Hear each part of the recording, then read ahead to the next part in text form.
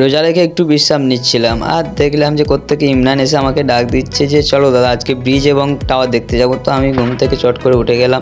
আর ঘুম থেকে উঠে আমার একটু অভ্যেস আছে যে নিজের ফেসটা আগে দেখা, তো দেখে নিলাম। তারপরে আমি আয়নার সামনে গিয়ে চুল আঁচড়াচ্ছিলাম, দেখলাম যে চাষতে ক্যামেরা করছে তাই পোজ দিয়ে দিলাম।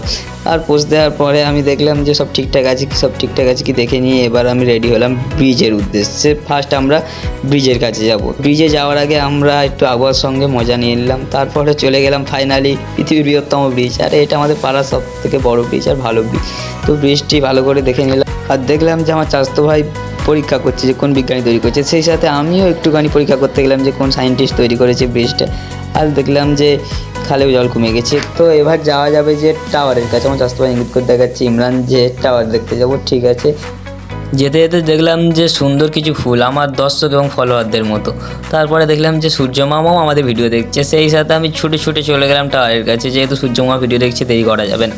আর তোমরাও খুব ভালো তো গেছে দেখা যাবে না, তাই জন্যে চলে গেলাম। আর গিয়ে দেখলাম যে টাওয়ার খুব সুন্দরভাবে দাঁড়িয়ে আছে, একটু কাছে গিয়েই দেখা যাক যে কেমনভাবে দাঁড়িয়ে আছে। তো আমি কাছে গিয়ে দেখবো কি দেখার আগে একটুখানি জড়িয়ে ধরে 1 মিনিট ঘুমিয়ে পড়েছিলাম আর ঘুমটা খুব দারুণ হয়েছিল। তারপরে দেখলাম যে চাচাতো ভাই লাফ দিয়ে গিয়ে ধরতে যাচ্ছে যেন ওর বিয়ে করা বউ পেয়েছে। আর বিয়ের গল্প হতে হতে দেখলাম যে জেসিবি আর লরি বিয়ে করছে। আপনাদেরকে নিমন্ত্রণ।